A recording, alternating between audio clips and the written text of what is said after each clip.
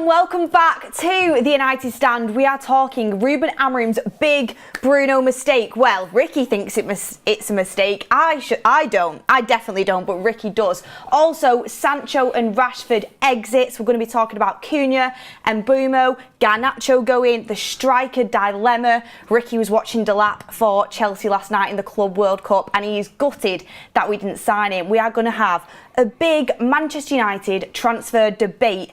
Get interactive in the comments, get your super chats in. I cannot wait to hear Ricky's opinions. I'm sure it's going to be entertaining as usual. Ricky, welcome back. It's good to have you back. Thank you. I'm glad to be back as well. We've discussed things obviously over WhatsApp while you're travelling all over the world, but it's good to just have these conversations in person, and I'm sure all of the viewers have missed hearing your opinions on these Manchester United topics that we've all been discussing for quite a while now. Bruno Fernandes, Ricky, this close to leaving Manchester United, something that you've advocated for quite a while, something that you've wanted. How did you feel when it was revealed that he was going to stay and commit to the club and he wasn't going to be sold and we weren't going to get that money in for him? I can't tell you how devastated I was. I was distraught. I was absolutely distraught. The money that what we could have done with that money, but it's not just that. I mean, obviously we've signed Cunha, haven't we? And there's strong links now that it looks like we're going to get Mbeumo, or I hope so. We'll probably discuss that in a bit. But I'm pretty sure if they don't get Mbeumo, they might get another similar style of player. So it looks to me like the two number 10 roles are going to be nailed down. And Bruno tends to spend half his time playing as a number 10, half his time playing as one of the sixes. And if we've got two lads who are going to nail down the number 10 roles, and don't forget Ahmad plays in that role as well, although I know he can play wing back. He'll probably get a lot more game time as a wing back now. Or if we get Mbeumo anyway, he'll probably spend a lot more time as a wing back. But even if he doesn't, if we don't get Mbeumo, you might find Cunha and Ahmad playing as the two 10s. You know what I mean? And they're both pacey players. And even the biggest Bruno fan's got to admit he's not a pacey player. So they're both pacey players. So obviously Bruno would play as a six. The manager loves him. He's stated it many, many times. So I do, and obviously he regularly plays him as a six. But I prefer proper, natural number sixes playing as number sixes. Like, for example, when Rude was in temporary charge for 4 games, in all 4 games, he played both Casemiro and Ugarte. And that's how I'd like to see us set up, with 2 players in the number 7. And it went okay. I know we didn't play great teams while he was in charge, but we had great results. I would like to see us play with 2 proper number 6s. Bruno's never look. I know he can do the job, but he's never going to be that disciplined that he's just going to stay in that role. He's never going to do it, and that's how I think we should set ourselves up. Whether it was Bruno or not Bruno, I know I'm against Bruno, but you need a player. In my opinion, you need 2 players there. As obviously Ruud van Nistelrooy thought, by the way, you need 2 players there who are going to cover that ground, help each other cover in the width of the pitch. And if you've got one of them who's running off too much and joining in with the attacks, it's bound to happen that they're going to break on you, and you're alone in midfield, and that's not a good situation to find yourself in. Well, that's what I wanted to talk to you about, because we've had this debate, and we're going to continue to have this debate, I'm sure, even into next season, is if your first 2 signings of a summer transfer window, which is one of the most important summer transfer windows we've ever had as a football club, in my opinion, is Cunha and Mbeumo, which is what it's looking like to be. Negotiating currently for Mbeumo, but it looks like Spurs aren't going to be an issue. He's firmly wanting to join Manchester United. That's a right-sided and a left-sided 10. Probably can both play both sides as well, to be honest. But 2, we know they're versatile. Cunha can play up front, and Mbeumo could probably play as right wing back up front as well. Either side. They're both versatile players, but their main position, their best position, Amorim would think, and we would think in this system, are going to be your 2 number 10s. Now, there's only 2. And even as someone who maybe wanted to move Bruno on, you would argue that's his best position. And a lot of other United fans would be in the same boat and argue that is his best position. He's always first name on the team sheet. He always plays every single minute. He's the captain of the team. But your first 2 signings that you're paying big money for, 60 million a pop, they're going to be going into the starting 11. So that, to me, I know you've got to add squad depth, but you've got to understand, the manager also loves Mason Mount. It's his best position. Yeah. You've got Mainoo, you've got Xerxes. There is going to be strong competition for places, and I don't see a world in which Bruno isn't in the best starting 11 for Man United games next season. Say if we're playing, the Derby, City away, you could be going playing Liverpool. I see Bruno in that 11, but I also think your two first signings, the Cunha and Mbeumo, who were two of the best players in the Premier League last season, are also going to be playing as well. So where does that leave him? That leaves him as playing as a number 6, which Amorim did in the most important game of his United career in the final. Didn't pay off, but it looks like Ricky is going to push on with that and push through that into next season. He looks like he believes in that. Do you think that is going to come back to bite him? Do you think he can make it work? And what sort of midfielder would you have next to Bruno if that is the case? Well, obviously, as I've just said, I'd play with two players who play as natural sixes. So you definitely got to have at least one. Well, I'm going to say you've got to have at least one. I believe you've got to have at least two. But if you're not going to play with two, you can't play with none. So the player next to Bruno has got to be a Ugarte or a Casemiro type player. Someone who's happy to sit in the middle, stay in front of the back four, be on hand when the opposition are breaking on you. You've got to have a player who's happy to do that, of which Casemiro is that type, Ugarte is that type. If Bruno, I can't see an instance. You've just mentioned so many players who can play in the 10 role. I can't see a world, like you said, you can't see a world where he's not in the team, fair enough. I can't see a world where Bruno's going to play as a 10. And if he plays as a 6, for me, we're going to have too many attack-minded players in the team, and I think it'll come back to bite us. We did mention this. He won the Nations League with Portugal. Yeah. We mentioned it over WhatsApp, but we want to bring it to the show. And we were speaking about that game, and you admitted, I wanted to get the text messages up, that it was like watching a completely different player. Yeah. Much more disciplined, much more positionally aware. Yeah. If Amorim can channel that kind of Bruno, can it be a success, or do you still think in the long term them natural instincts are going to come out? If he can play like he played for Portugal, in that final, I've got to be honest, I only watched the final. If he can play like he played in that final for Portugal, yes, it could work. But usually when a player like Bruno likes to, he likes to try to be the creative player. He likes to be looking for the long balls and sometimes the difficult balls. Often refuses the simple pass for a more difficult pass. He didn't tend to do that playing for Portugal in the game that I saw.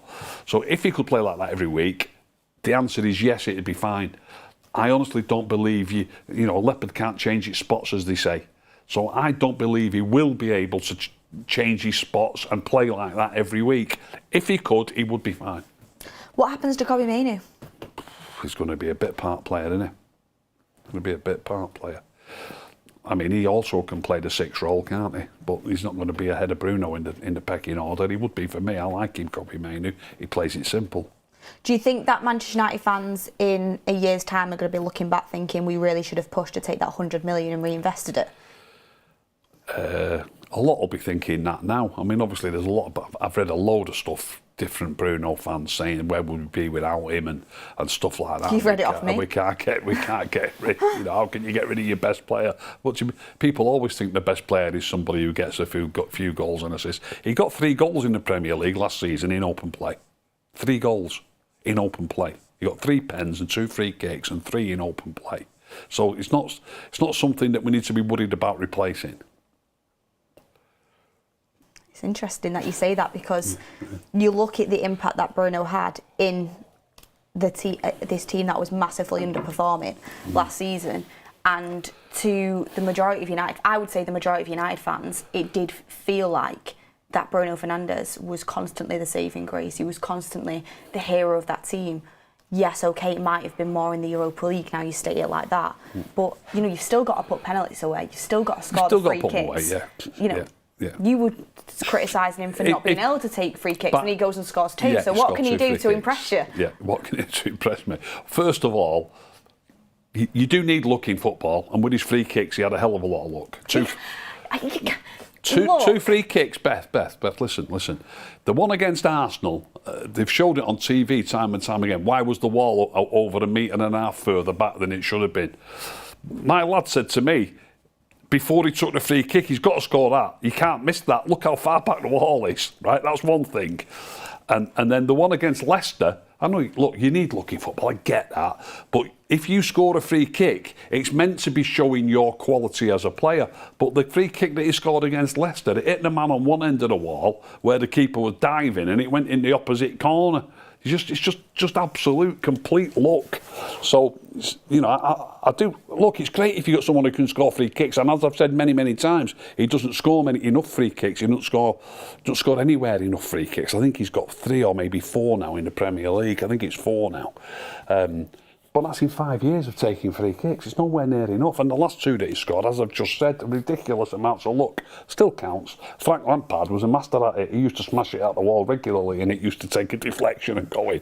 But he did it that often, Lampard. It seemed like it was a deliberate thing, whereas with Bruno, it's not a deliberate thing. It just hit the wall on one occasion and went in the other corner. So you complained about him for not being able to score enough free kicks, and he starts scoring them, and now you complain about the way he's scoring them. Can you believe this? I'm not complaining. I'm just pointing out that he had a lot of luck to score 2 free kicks that he scored. That's all. And it is true. And it is whether I'm nitpicking or whether I don't want to give Bruno credit, whatever it is, it's still a fact that he scored 2 lucky free kicks. Well, do you know what else is a fact? You speak about the goals, Ricky, but you can talk about penalties, you can talk about free kicks, you can talk about 3 open play goals, but 10 assists. 10 assists is pretty good going. Did he get 10 assists in the league? In all competitions? In all competitions, yeah. Oh no, it was in the Premier League. Just in the league? 10 assists in the Premier League, I'm just looking above me there. 10 assists in the Premier League and then 4 assists in the Europa League, 2 assists in the AFL Cup and 1 assist in the FA Cup. So, I mean, add that all together and you can do the maths. That isn't my strongest point, but for a team that is massively underperforming. Like I said to you, in Dublin, a bit Arnie Slot's shaking in his boots because he got 10 assists and McAllister probably got 5. You know what I mean? It doesn't matter, does it? Well, we have some super chats in. You have Orange says, Ricky, who would you bring in with the 100 million? Now that I've just said that you mentioned, I watched Rory Delap last night. I'd have signed him. Rory Delap? Liam Delap. That's his dad, innit? I don't know. I don't really know.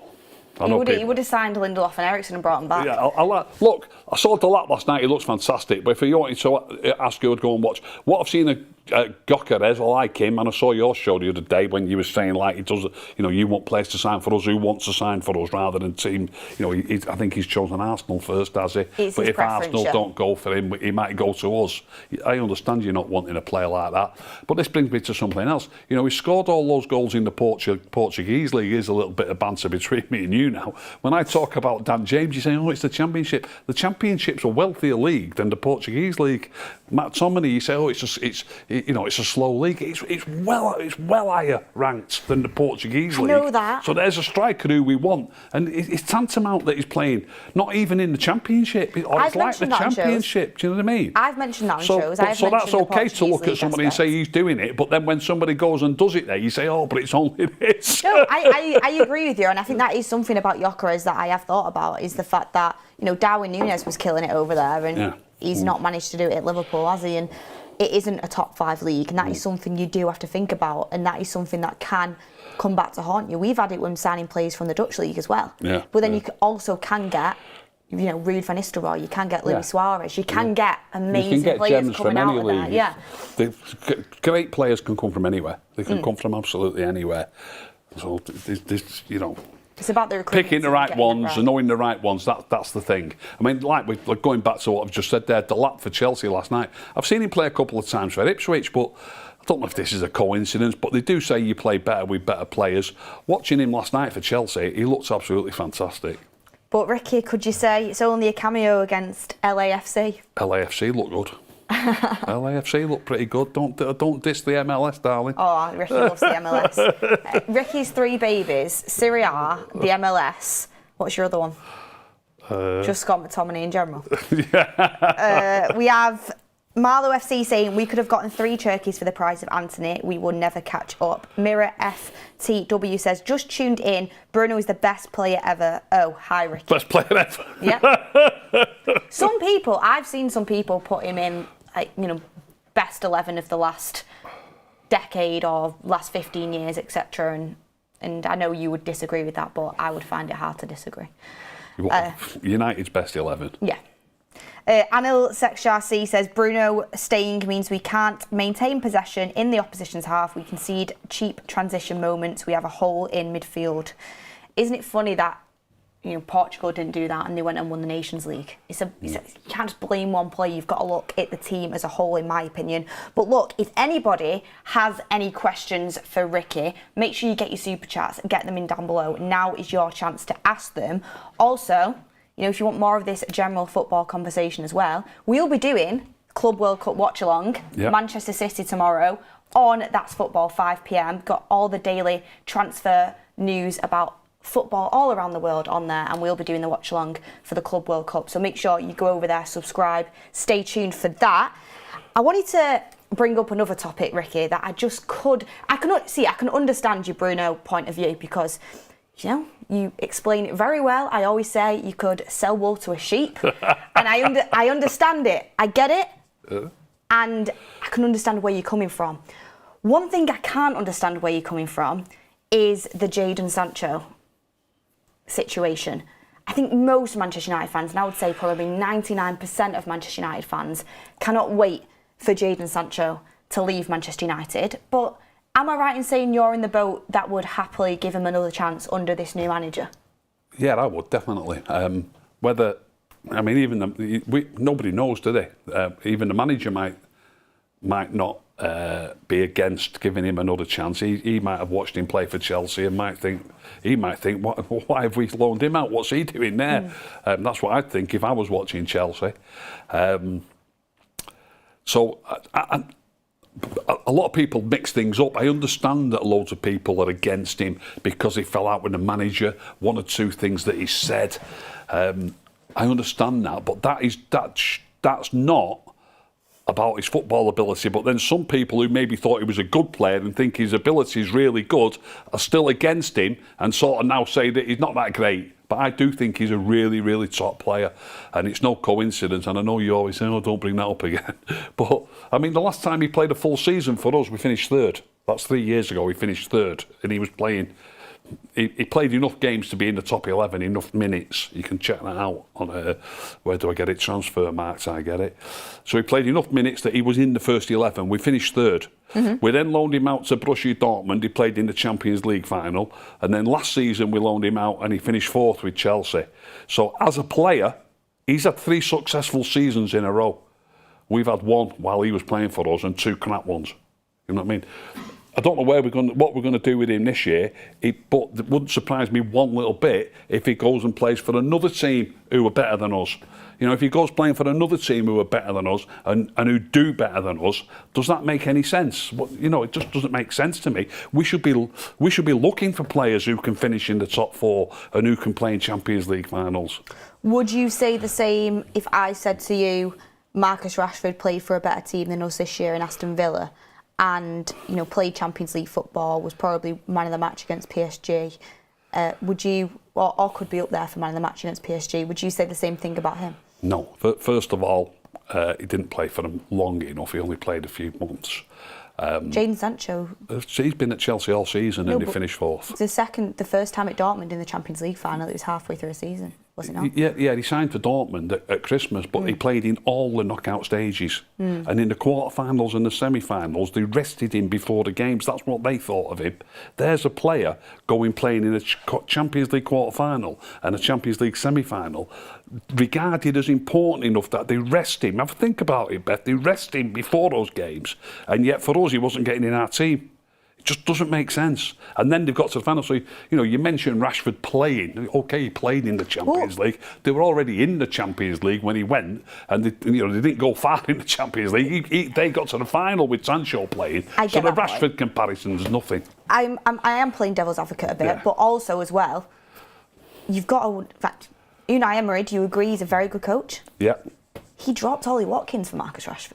That's what he thought of Marcus Rashford. So you're saying, look what they thought of Sancho. They rested him before them games. He dropped Ollie Watkins, who is a prolific Premier League striker, to play Rashford. I've been speaking to somebody only this morning only this You've morning, always got an answer, haven't you? who has told me that he wasn't injured towards the end of the season, that they'd had enough of him and they dropped him. And they're not going to say that, are they?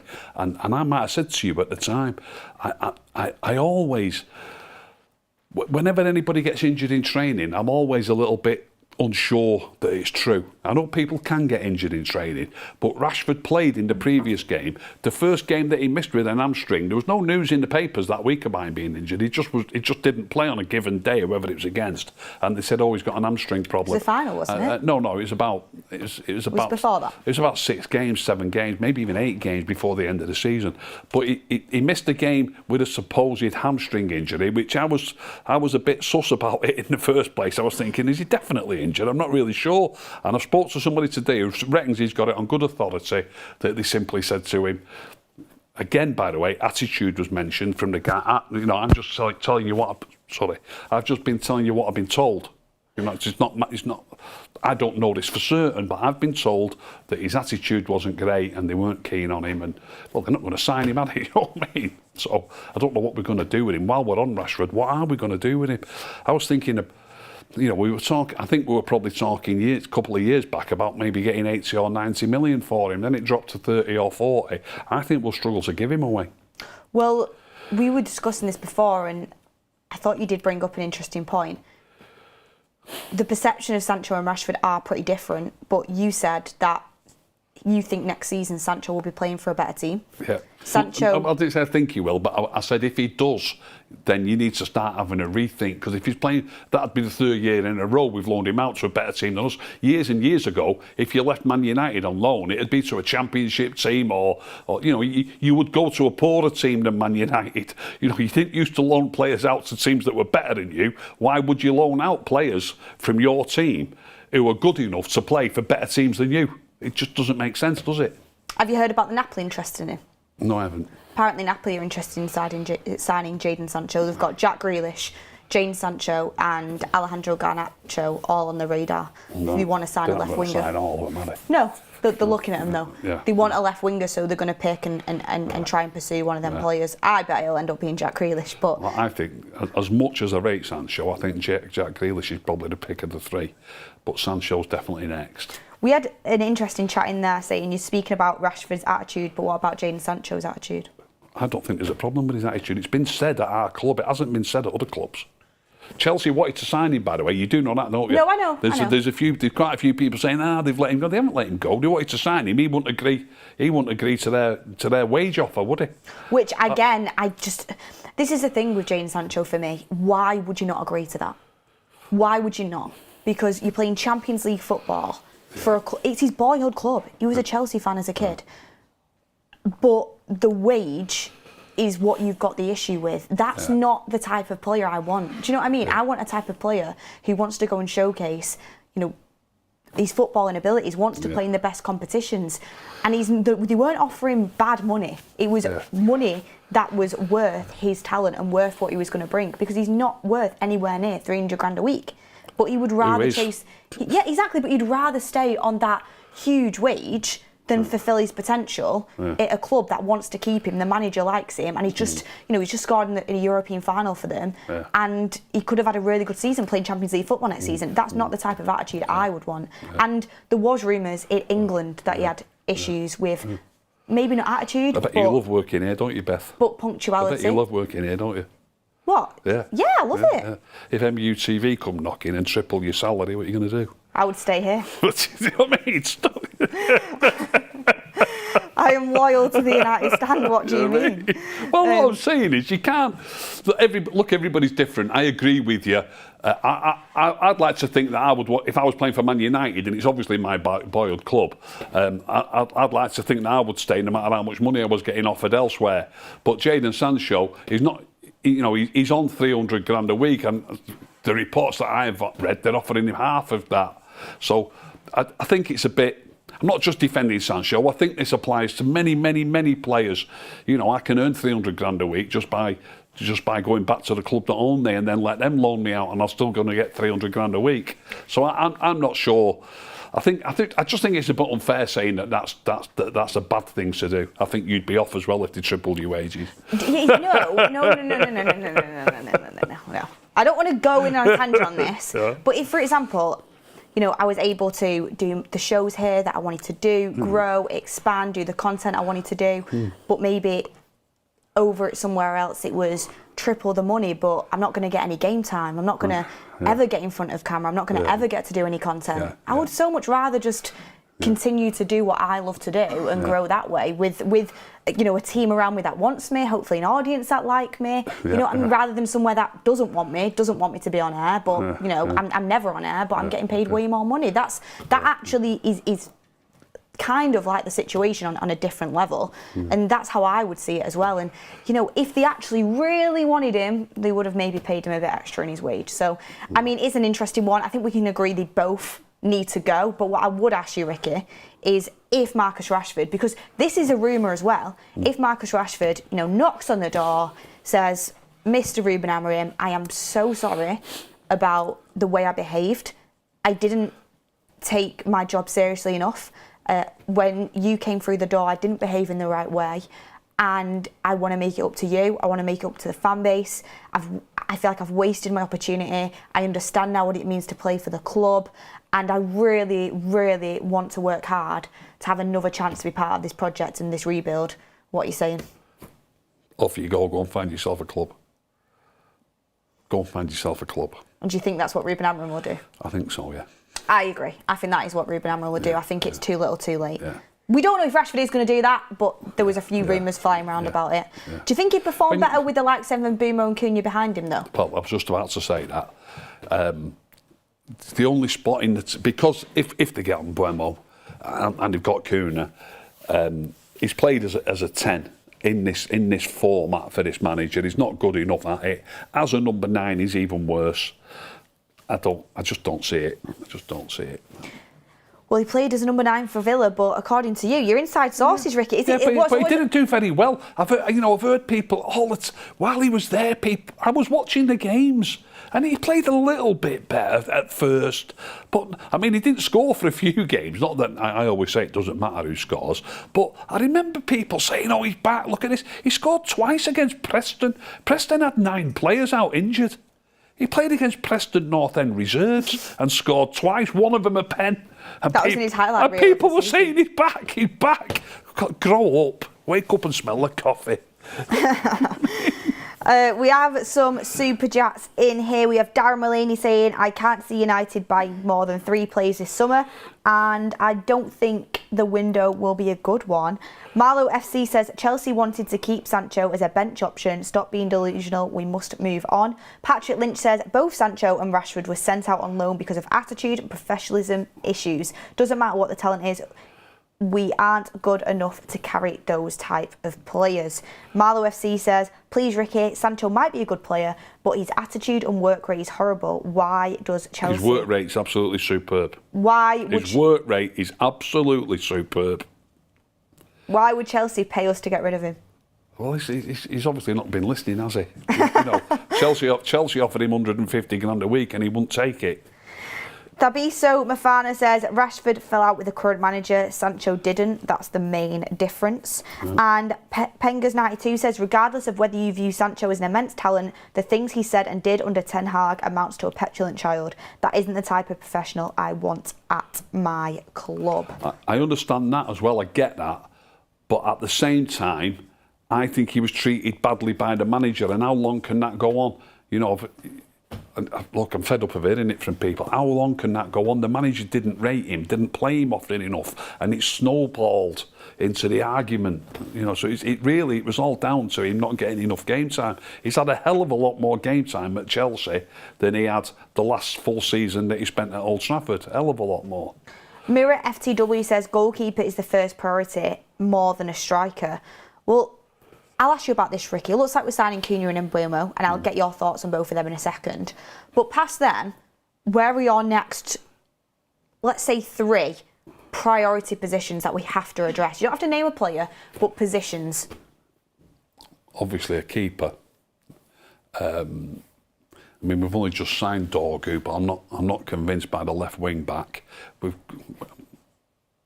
not too bad at centre back. Who've we got at centre back? We've got Maguire, De Ligt, Mazraoui, Heaven. Yeah. Even maybe Luke Shaw. Yeah. I don't think Luke Shaw will be fit enough to play as a left wing back, I was going to say. So I think we need even though we've only just signed Dorgu, I think he's pretty average, to be honest. Probably a left wing back. Dalot I don't mind as a right wing back, and Ahmad can play there as well. Probably another central midfield player and a left wing back. You said striker already, did you? Or did you? No, I've not. Right, obviously we need a proper number 9, don't we? That's the main one. So you'd go first striker. First number 9. Then a goalkeeper. And then like that between left wing back and midfield.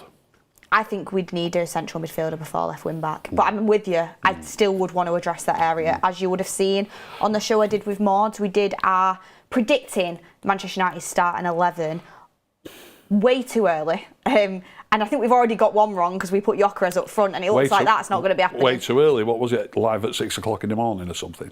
No, it's in like... I know, it did go out at 2 a.m, to be fair. It went out at 2 a.m. But we did that and I had a left wing back in there. Yeah. I had a new striker in there, goalkeeper, etc. Maud's had a midfielder and it was interesting. So go and check that out if you've not already. Although Gyökeres looks unlikely, looks like his preference is Arsenal. Whether Arsenal even go for him though, that's still up for debate. It's going to be interesting to see how the striker situation plays out. You've got Patrick Lynch saying, didn't the same manager send Sancho off for 3 months to help him with his mental health though? The respect has to go both ways. I agree with that, Patrick. Scott says, ask Ricky where he thinks we'd be without Bruno in the last 3 years. Doesn't think Sancho has an attitude problem either. Should he have got Ballon d'Or? Should he have got Ballon d'Or? But where do you think we would be without Bruno in the last 3 years? Do you think we would have been better? Do you think... Probably pretty similar. We finished 15th last year, didn't we?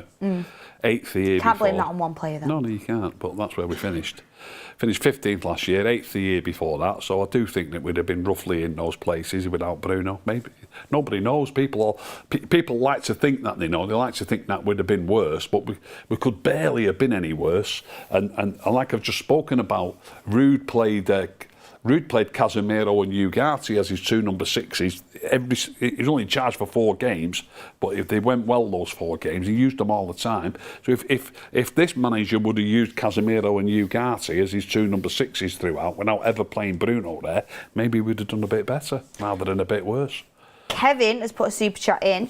And I'll come back to the first bit of your super chat towards the end of the show, Kevin, but this moves me on to my next topic I wanted to bring in, Ricky. What do you think of Cunha and a potential Mbeumo move? So, Cunha, are you happy with it? What's your thoughts? Yeah, obviously. Look, I always say I want to watch him play for United before I absolutely pin my colours to the mast, but what I have seen of him, I would definitely have signed him. I saw the assist that he got. I know it don't matter who gets the assist, but it was a class assist to get for Brazil the other week.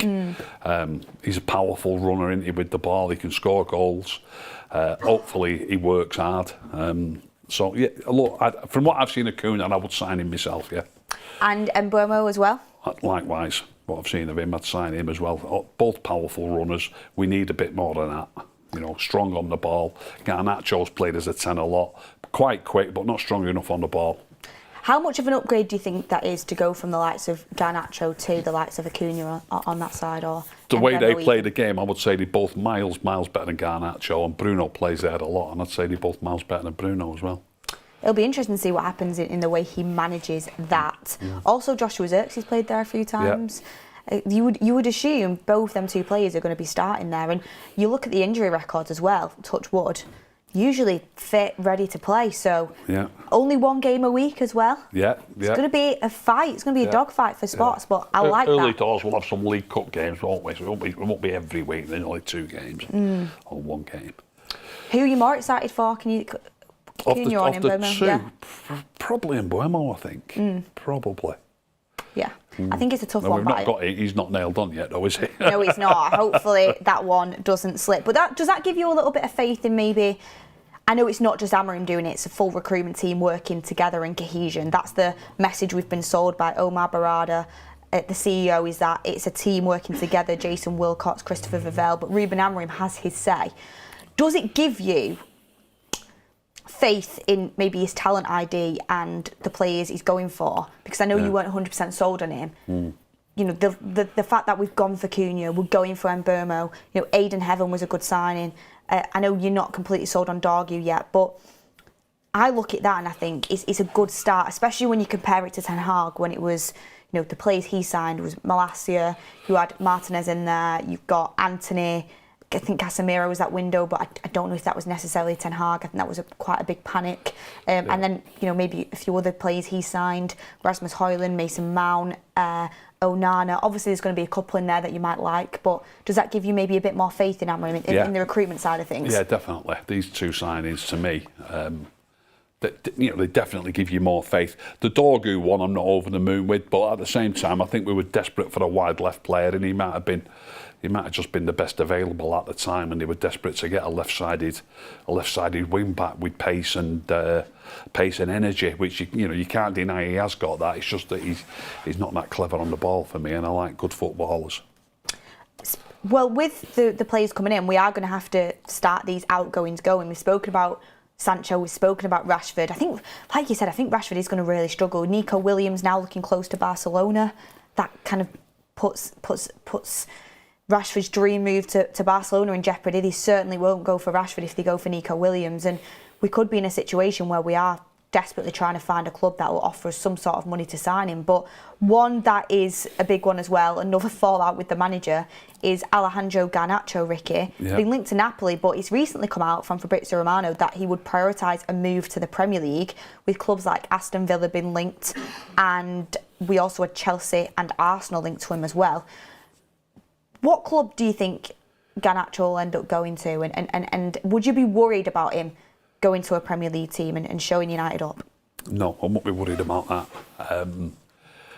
But where should he go, you asked me? That's a right tricky one. I mean, obviously, you'd have to know the clubs that are actually interested in him. You mentioned Chelsea and Arsenal. I just don't see where he gets in there. You know, Arsenal. You have to have a squad to get that, but Arsenal have got Saka and Martinelli. He's nowhere near that. Nowhere near that level. Nowhere near. I can't. And they've even got Trossard, haven't they? It's not as good as Trossard, and Trossard's on the bench nearly all the time, isn't he? Although he can play at 9 as well. He can play on the right, you know, he suffered with Saka's injury last season. Although that even Wanueri looks great. Yeah, he looks good. Yeah. So I just don't see him getting much game time at Arsenal. Chelsea, you know, they've just, when I say they've let Sancho go, they haven't let Sancho go, have they? They couldn't convince him to stay. That's how that works out. So, but they've still got. He wasn't playing all the time. Sancho. They've got Neto, Nkunku. I think Nkunku's going this season. But you know, Madueke, who also might be going. It looks like they're going for Gittins from Dortmund. Right. They've got a wealth of wingers for sure. Yeah. So I just don't see him getting any one of those really big clubs. You know, maybe. I don't really want to say if there's fans of other clubs watching, I don't think much of their clubs, you know what I mean? But mid-table clubs or something like that. Do you know what, Ricky? And it leads me to my next point is, do you think there is an ego with these United players where they think that they're better than what they are? Because it comes to sell our stars, that is stars in the eyes of a lot of Manchester United fans, you know, Rashford, huge contract, star of Manchester United that is, you know, of course out of favour, but he's our biggest earner at the club. You have Garnacho, you know, star boy, you know, everyone was super excited for him. Me, myself, I've fallen into the trap saying, you know, we might end up at Real Madrid one day. Don't get too ahead of yourselves when a youth player comes through, everyone. And then, you know, you have a huge fan base, Man United fans, putting these players on a massive pedestal, and then fall out with the manager or some inconsistency, and United are looking to sell, and there's not really many clubs coming to the table. Do you think it's players not being as good as we think they are? Do you think the club are poor at selling? What do you think it is? I think the main thing there is, well, the club are definitely poor at selling, but the fans definitely overrate United players, definitely. They don't just look at it with a cold eye. I mean, people ridiculed me at the time when we still had them both, when I was saying Elanga's miles better than Garnacho. Garnacho might, but it remains to be seen, but I wouldn't be surprised if he never plays again for a team as good as Notts Forest, who Elanga's playing for, who have just finished 6th or 7th, you know what I mean? I fancy Garnacho, if he's in the Premier League next season, won't finish as high as 6th or 7th. Elanga, it linked to Newcastle as well, Champions League club. They were after him last year, weren't they, as well? They offered 30 million for him, I believe, in the transfer in the January window. But you rate Antonio Conte, and he's looked at Garnacho a bit. That's amazed me, that. That has absolutely amazed me. Conte's a fantastic manager. Do you think he could get the best out of him, though? Do you think he sees something there?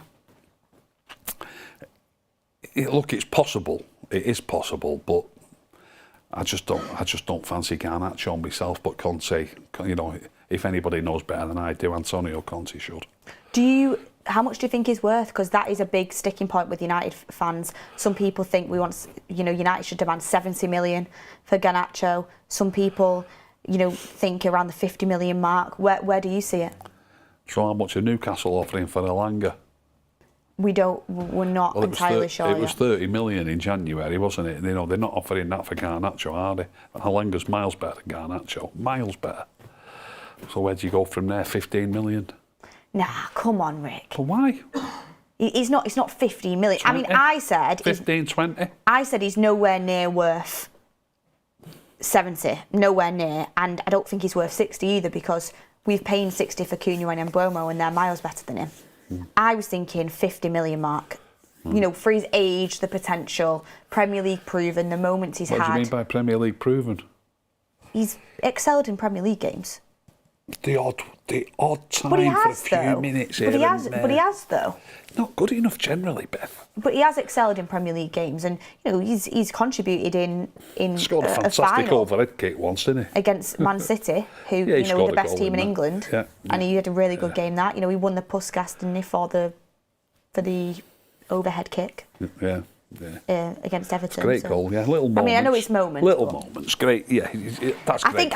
What I'm trying to say is, I think 15 million selling him short. Come on. Well, let's see if Newcastle get Elanga. Let's work it that way. If Newcastle get Elanga, he's worth half what Elanga's worth. Let's see what happens there. Let me get these super chats in. We have Kevin saying, Ricky's right, Dorgu hasn't convinced us yet, but are we not going for a left wing back this summer because we're going to get Diego Leon? Yeah, but I don't know how ready Diego Leon is. He might surprise us all in pre-season. He looks like a great athletic build. There's some promising comments coming out around him, but we don't know how good he is, really. I think United are looking to trial him in pre-season and see how good he is. Jefferson Steele says, if Chelsea can sell Mudryk and we can't sell Rashford, we are lost. It's all about the wage as well. B16 says, hey, Ricky, do you think Mateta would be good? It looks that way, doesn't it? Without a doubt, it looks that way. It looks, he's doing fantastic for Palace, isn't he? Liam Winter says, Glinios scoofed us with Cunha and Mbeumo. We should have taken 100 million, Bruno golden ticket, and overhauled the squad. Business before football as usual.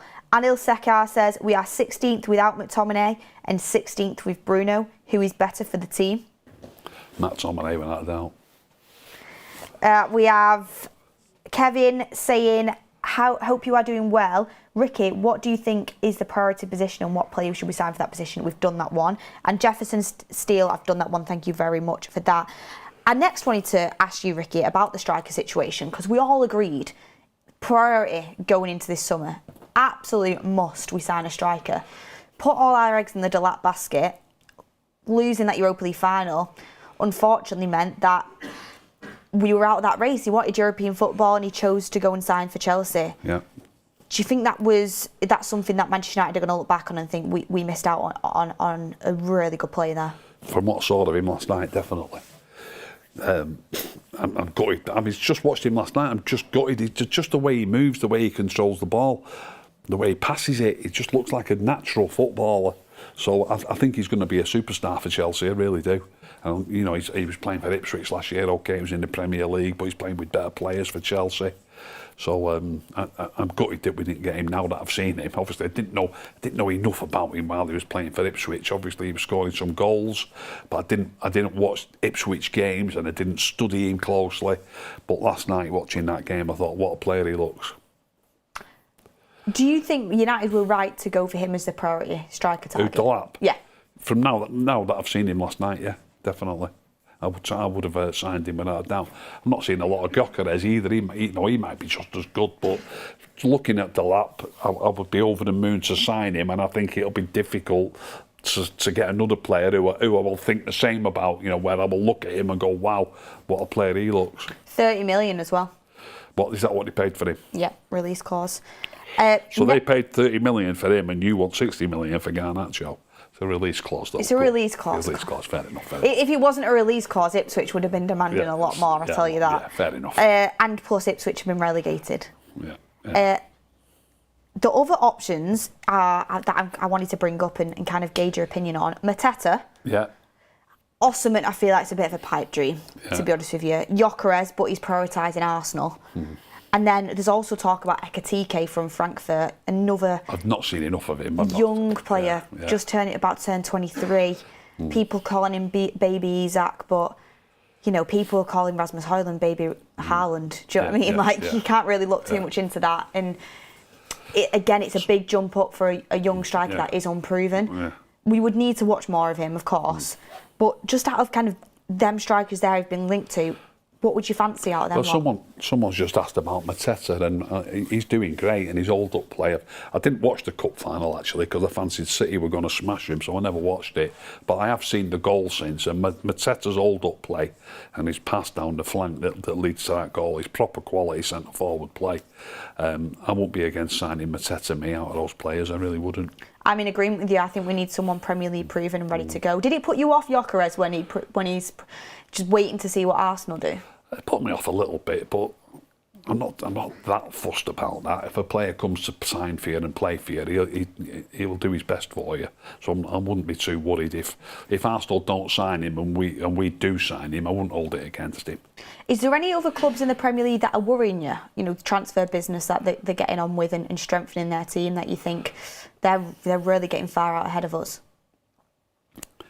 Well, I'll name a crazy one. Because we didn't have to used to think like this, and hopefully we still don't have to. Hopefully we still don't have to think like this. Hopefully we get back to somewhere near being a top 6 team next season. But I've noticed the players that Everton are being linked with, and they have finished above us this season. So if they strengthen, we've got some work to do just to climb above Everton, haven't we? Hopefully with Mbeumo, and if we get Mbeumo and Cunha. Hopefully that'll be enough to see us climb at least a few places. But Everton are being linked with some top players. Say if I said to you now, transfer window's closing, United signings are Cunha and Mbeumo and Mateta. Yeah. Would you be happy with that? I'd be absolutely over the moon. Even without getting a left back or left midfield player. That would make us so much better in the final third, beyond belief. It would, wouldn't it? Because I've looked at it and I thought, of course we need a midfielder, especially if you're planning to play Bruno in the 6. You really do. We do need to strengthen in our wing back areas, and we absolutely need a new keeper. Anana's too error prone. He makes too many mistakes, mistake prone. However, we are going to be playing one game a week in the Premier League. Of course, you've got the Carabao Cup, you've also got the FA Cup, but predominantly throughout the season, we're going to be playing one game a week. You've got Kobbie Mainoo, you've got Casemiro, who can probably do another season. Ugarte. You've got Ugarte. Collier looks half decent as well. I like Collier, I've not mentioned him. Yeah, Collier looks half decent as well, has started to come on. You've got options as cover. You have. Where we massively let ourselves down last season in the Premier League. It's in the final third. And have done for quite a few years, is the goals. If you look at the league table, our goals against column isn't too bad. No, it's not. It's not horrendous, but the goal scoring, the other end of the field, it's horrendous. And the other thing about that is, I always say build from the back. I always say to you, keep a clean sheet. You've only got to nick one goal if you can keep a clean sheet. If we are stronger in the final third and we're holding the ball longer in the final third and passing it better in the final third, and obviously hopefully scoring a few more goals in the final third, that will help to bring your goals against column a bit lower still. The fact that the forwards are better, holding the ball better, and your team's not coming under so much pressure, they're not breaking on you quite as often. Hopefully the goals against column should improve slightly by signing 3 good attacking players. Well, look at it this way. Last season, right? Yeah. Newcastle who got Champions League football, albeit in 5th, but they still got Champions League football, had 47 goals against him, right? Yeah. Manchester United had 54 goals against him. It's not a massive difference. It's not a huge difference. Newcastle scored 68. Yeah. United scored 44. Yeah. That's the big difference. I mean, even looking at top of the league, Liverpool, right? Goals against 41, United 54, so they conceded 13 less goals than us. Yeah. But goals for, 44 for United, 86 for Liverpool. It's nearly double. We've got to start scoring more goals, and like I said, if you score more goals, you probably concede a few less as well. Absolutely, because you can get comfortable in games, and it's easier to see a game out, and you're under less pressure. Your defence is under less pressure. I completely agree with you. And do you know what? Bringing in 3 Premier League proven attackers to do that, I think puts us in really good stead. So of course, there's other options that need looking at. Absolutely. But for me, and I think for you as well, and that's one thing we can agree on, is, upping our goal output is huge. Yeah. Absolutely huge. And it's going to be interesting. A massive overhaul. Yeah. I mean, Ricky, could you imagine? You've got them 3 attackers, and then you've got Ahmad right wing back. You've got Bruno as well contributing from the middle. Maybe Sancho. No, Sancho is not going to play. I thought you were going to say too many attackers then. If they're all starting in the same lineup, it's too many attackers. Nah. Yeah.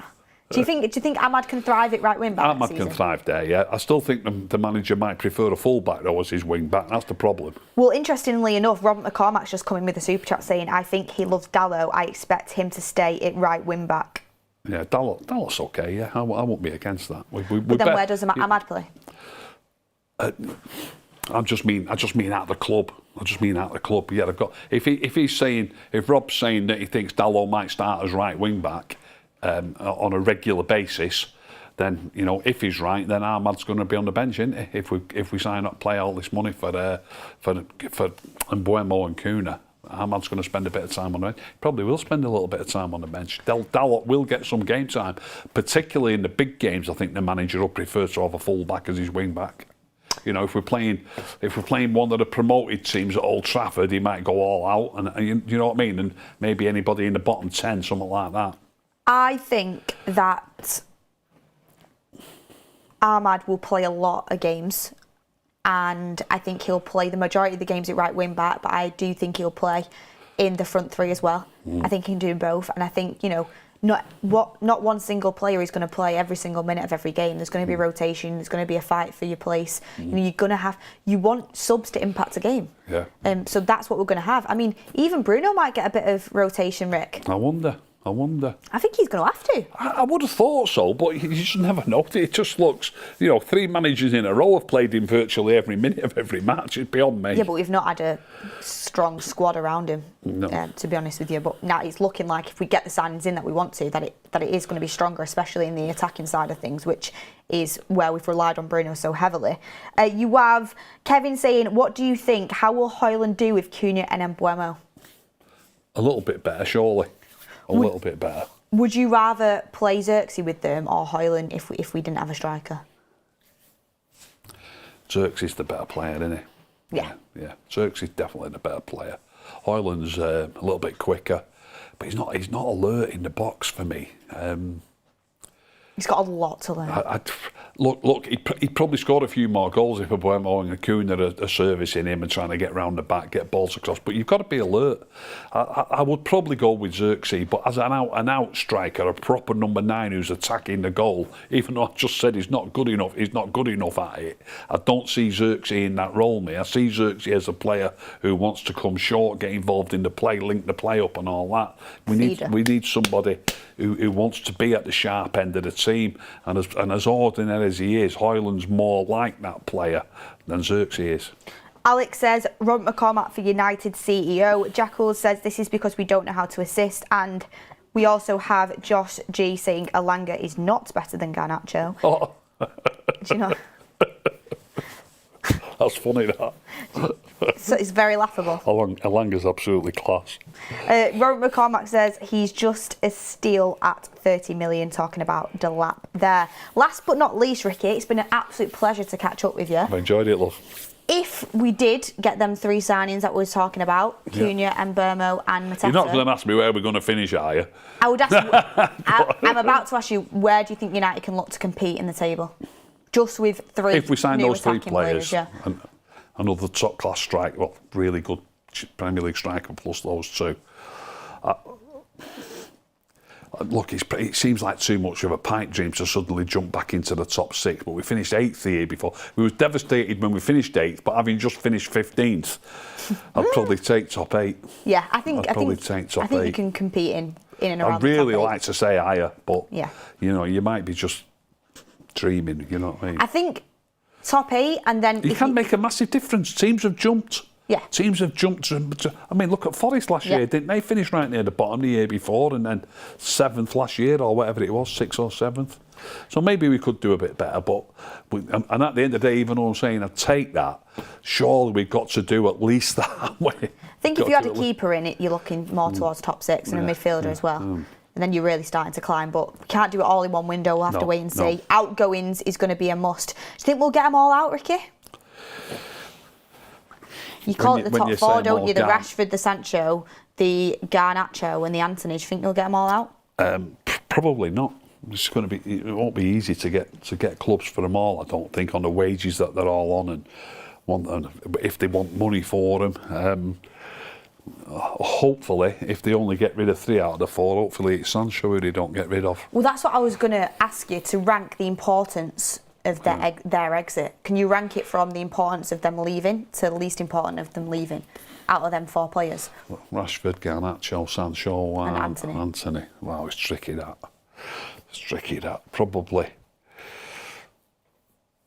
Probably Rashford, then Anthony and Garnacho is a toss-up.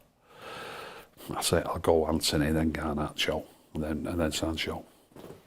Wow. I think Sancho's a top player, and whether attitude or not, Rashford's got an attitude as well, but he's not a top player. So I think Sancho's a top player, and he's proving it by where he's playing. And like I've said time and time again, how come Chelsea are happy with his attitude? How come Borussia Dortmund are happy with his attitude? I'm happy with how he plays. Mine would be Sancho first. First to get rid of. Yeah. Then Anthony. Yeah. Then Rashford, then Garnacho. But ideally, you need Garnacho and Rashford for the money and what he does for you in terms of PSR and FFP. So get in the comments what you would do as well, and make sure everyone who's watching this now, or if you're watching it a bit later on because you're listening to it on your way home from work, you listen to it as you're getting in the shower, who knows what you're doing with your time, make sure, as well as watching this show and smashing a like on this video, you go over to That's Football, you check out the daily football transfer news that we've got going on over there. New video every day to get all up to date with what's going on in the world of football in this transfer window. And you've got to turn the notifications on, because me and Ricky are doing Watch Along of a Lifetime tomorrow night.